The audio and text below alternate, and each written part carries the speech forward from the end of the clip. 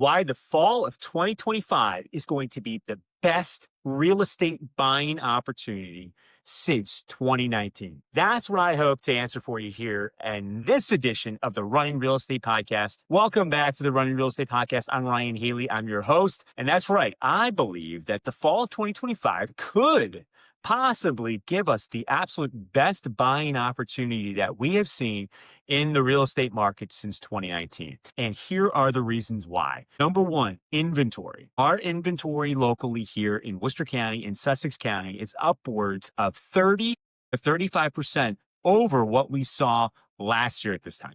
That means there are more properties to choose from. And the more properties you have to choose from gives you options. As you recall, over the last couple of years here, many buyers have felt almost rejected or dejected that they just could not find the right property to meet their needs. And if they did find it, well, a lot of times those properties had multiple offer situations and they could have lost out on it. So now the environment is different. And depending on where you are looking, there are certainly options to choose from when it comes to buying a property. So number one is inventory. Number two, we are currently sitting at the lowest interest rates we have seen in well over a year. That's right. The mortgage interest rates are now in the low sixes for a 30-year conventional loan. And many of your FHA and government loans are now below 6%.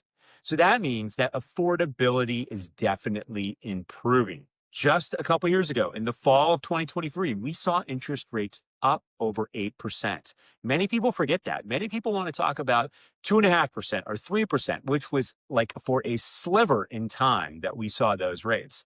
But it didn't last very long. What we did see since June of 2022, interest rates have been increasing. And like I said, they got up over 8%, which really squeezed affordability.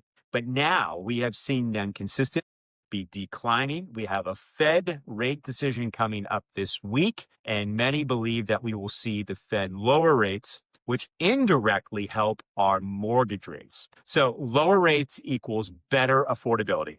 And number three, this piece I think might be the most important, is the ability to negotiate. We are seeing some more properties on the market with higher inventory and some sellers who are maybe at a part where they've been on the market for 6 months, a year, and they have yet to be able to sell the property. And they're at a point where they may be open to negotiations. In fact, here in Ocean City, we're seeing on average, most properties sell for roughly 97% of the list price. So if you had a $100,000 property, on average, it would sell for $97,000. Where just a couple years ago, the average list to sales price ratio was 99% and above. So there's definitely room to negotiate with many of these sellers. Also, once you do get under contract, you have the ability to have home inspections done. A couple years ago, you couldn't even think about having an inspection. Where now you can find the right property, negotiate it at a price you're comfortable with, get an interest rate that makes it more affordable,